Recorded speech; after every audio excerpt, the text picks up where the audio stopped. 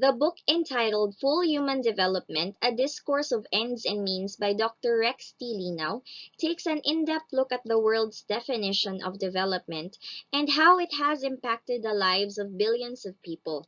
It argues that the standards set for third world and developing countries are Western-centric and void of consideration for the effects it can have on people in a social and environmental sense. It also shows how the idea of development contributed to the world's food crisis, fuel prices, and climate change, which has affected us in a social, economic, and spiritual sense. It presents ways for the human race to find solutions to these problems, for instance, applying the full human development.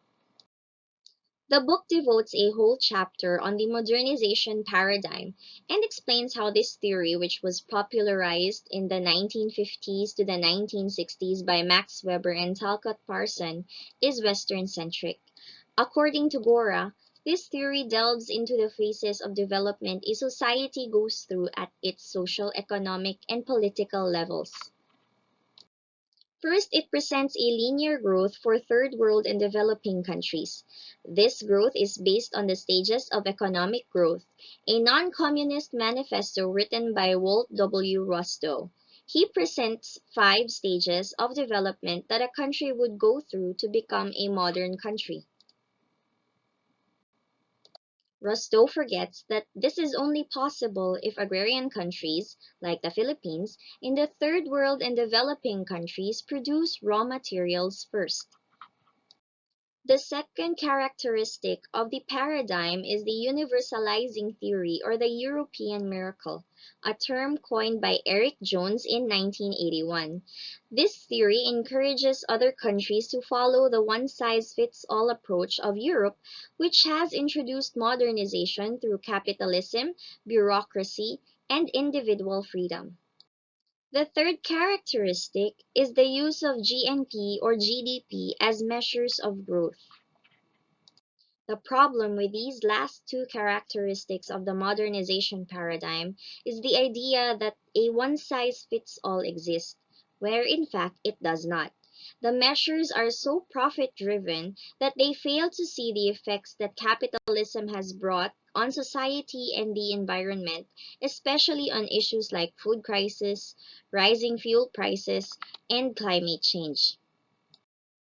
For one, agricultural countries' effort to fit the paradigm has caused them to shift their focus on creating opportunities that would benefit the creation of more manpower and selling real estates instead of pushing to modernize the agricultural system of the country. Stated also in the book that it is ironic that the Philippines hosts the National Rice Research Institute or IRRI and is at the same time the biggest rice importer of the world. Successful farming states that the government would need an additional 1.69 million tons of rice to supply its domestic needs. It would be more beneficial to Filipinos to allocate the 1.69 million to purchase medical supplies or vaccines. It isn't the government that's solely at fault here. The media and businessmen should also own up to their faults. A good example of this is the Hacienda Luisita land dispute. The land was formerly owned by Jose Cuanco Sr., and one of the heirs to the land is President Corazon Aquino, who passed the CARP law that mandated the distribution of agrarian lands to farmers within 10 years.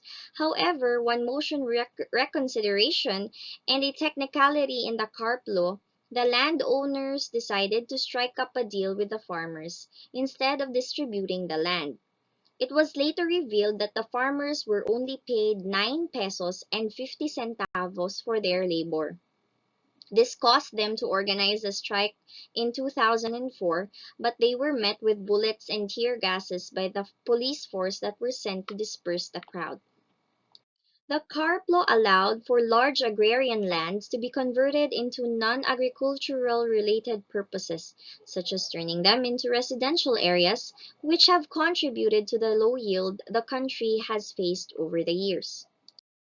According to Moya and et al., urbanization and modernization of agrarian areas have led to a 50% decrease in the land use for producing rice, which has affected the country's capacity to produce ample amounts of rice domestically.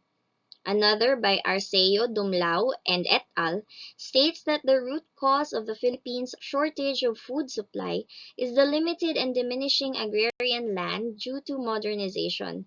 Unfortunately, laws don't restrict land conversions.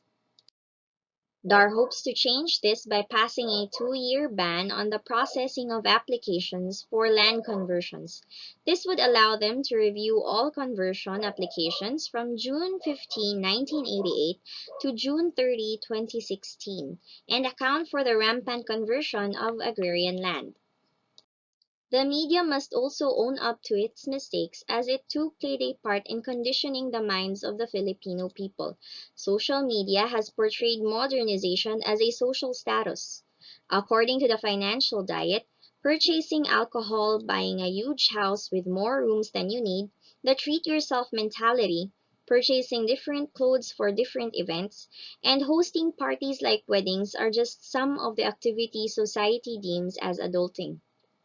There is nothing more successful and adult-looking than a person holding a cold drink inside their enormous house while wearing the most fashionable work clothes, or a social media post on Facebook or Instagram of a person having their vacation in the ritziest or chicest place near the beach or in a megalopolis. According to social media expert Bailey Parnell, new media has a huge impact on the daily choices of people and how they perceive themselves, that people have not become aware of the mental health risk it causes. For instance, higher levels of anxiety, stress, and depression. People see the highlight reel or the nicer posts of other people, causing the viewer of the post to want a higher social currency or positive affirmation from peers online and gaining FOMO, or fear of missing out. This will, in turn, make the viewer of the post want to take a trip that's more expensive and Instagram worthy than what her friend is posting. New media loves romanticizing and normalizing this mentality. The financial diet states that the impact of this has hurt women's relationship with money. The idea of a woman working her dream job in a big city with a walk-in closet in her apartment filled with designer shoes and clothes as she goes looking for a man with a huge amount of assets to marry has become the basis of women's definition of success and being an adult. Yet the show sets a standard too high and fictitious for the rest of the viewers to attain. This mentality has not only pushed for higher fuel costs, but it has also caused harm to the environment as it pushes for faster and higher numbers of produce. The author of the book also poses a question about the availability of gas reserves. The third world and developing countries like China and India have affected the prices of fuel since there is an increase in the demand of these countries as they push for modernization. The author proposes that it is this pursuit of modernization that ultimately led to the recession during the 2000s. The book points out that this is contrary to what Rostow proposed in his Stages of Growth, as he states that any third world and developing countries can attain first world country status if they push for modernization without considering the economic and ecological impact of this to their countries. Unfortunately, the international community wouldn't try to dispute these claims. Take a look, for instance, at a recent article published by Forbes where they are pointing the finger at the nature of stocks, the ability of US Joe Biden to be decisive and control the supply of gas amid the COVID-19 pandemic, and the lack of oil refineries. They don't even mention the amount of fuels available in these reserves in fear of the monetary influence the big oil companies have. It is because of this mentality and behavior of wanting more that contributed to the rapid decrease of renewable and non-renewable resources of the planet, all for the sake of modernization. This is despite the many scientific research and warnings that scientists have published over the years. According to NASA, climate change started when the Industrial Revolution started in the 1950s. This was also the same year when the European miracle and the modernization paradigm gained popularity. The increased greenhouse gas emissions from factories has caused CO2 to be trapped in the Earth's atmosphere. This has caused the increase of Earth's temperature, melting glaciers and ice sheets in the Atlantic, and the increase in the sea level in the process. Sing reports that there has been a rapid decrease of polar ice caps and an increase in the sea level of Manhattan reported in the middle of 2000s, the Earth having more tsunamis, volcanic eruptions, and earthquakes than the past decade, and more devastating storms like the one called Irene. They suspect that this is only a glimpse of what the future would bring if people wouldn't do anything on the issue of climate change. Another study by the Royal Society entitled Climate Change: Evidence and Causes presents an updated number of the status of greenhouse gas emissions and the effects it has on the planet.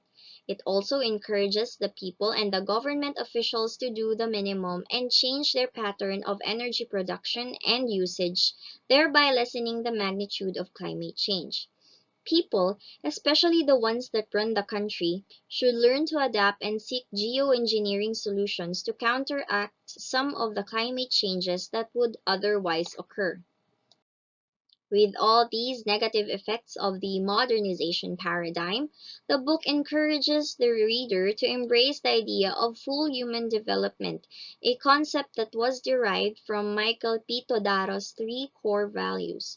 Todaro, an economist, a professor at the New York University, and an author of the book entitled The Basis for True Meaning of Development, presents three core values, namely sustenance, self-esteem, and freedom. The book expands on Todaro's core values and presents five guiding principles. One is sustenance, which is concerned with the basic needs of the person and is focused on the economic aspect. Second is freedom of servitude. This is focused on the person's political aspect and is defined as having the ability to choose. Next is self-esteem. This is similar to Todaro's definition as it tackles a person's identity of self-worth concerning the community. However, for a person to gain full human development, the focus should shift from the amount of esteem they can get from the community to the amount a person can give to the community. The next one is ecological integrity. This is the person's ecological impact and advocates for more responsible stewardship of renewable and non-renewable resources available for human beings. Lastly, spiritual growth is focused on the divine aspect of a person and how it involves their daily lives. The main goal of these five objectives is to encourage the idea of a humane and sustainable society.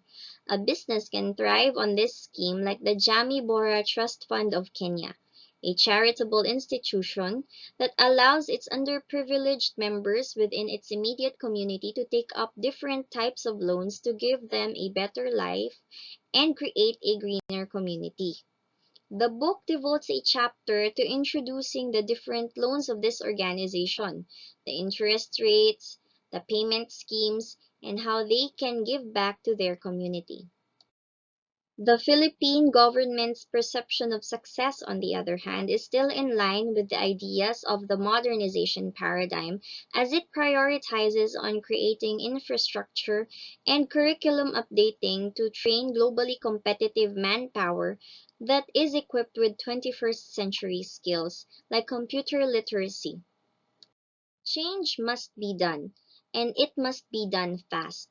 For one, the Philippine government does need to focus more on the domestic agrarian production instead of allocating more funds to infrastructure. Aiding farmers financially through land bank loans will only yield little results. The government should also allow farmers access to the latest agrarian technology and equip them with skills that would allow them to increase their yield. The media and DepEd should also refrain from depicting farmers in a negative light. Television dramas, news reports, and even the modules printed would depict farmers in a lowly state. The modules were eventually recalled, and new versions of these modules are now being printed. While farming is not a glamorous job, the media can give it a glow up. Just look at how people flocked to the shops that sold ornamental plants when the media started showing Jinky Pacquiao and other celebrities with their ornamental plants. It would be so refreshing to see farmers and their success stories, like what Land Bank does, to encourage customers to take their agrarian related loans to help them in their businesses. There should also be a change in the Philippines law to better help the farmers. Revising the CARP law would be a huge help in solving the low agrarian land the country is facing. Approving laws that would help agrarian advancements in machinery and give DAR more purchasing power and pay their forest rangers will help the farmers as well. DepEd should also try to include the five core values not only in the curriculum but also within its ranks.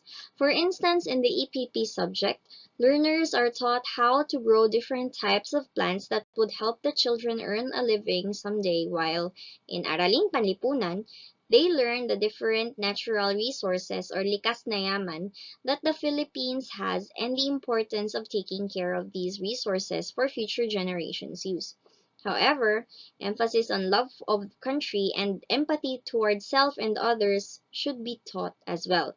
Teachers also need to be trained in financial literacy, as most have no lived experiences with handling money the proper way. They are the ones getting scammed, are neck deep in loans, and are having negative credit scores. Individually, people should start embracing the minimalist lifestyle that organizing consultants like Marie Kondo encourages. This means that keeping the things that are needed for one to function and those that spark joy. These are the things that, when seen and touched, trigger a happy memory or feeling to a person. Keeping and using less would allow for more living space, less clutter, and lesser things to want, which is the driving point of capitalism, and is contrary to the minimalist lifestyle that advocates for purposeful usage of all things owned. Most importantly, people should pursue the five objectives of full human development and allow it to guide them and their life choices as they do their various functions in society.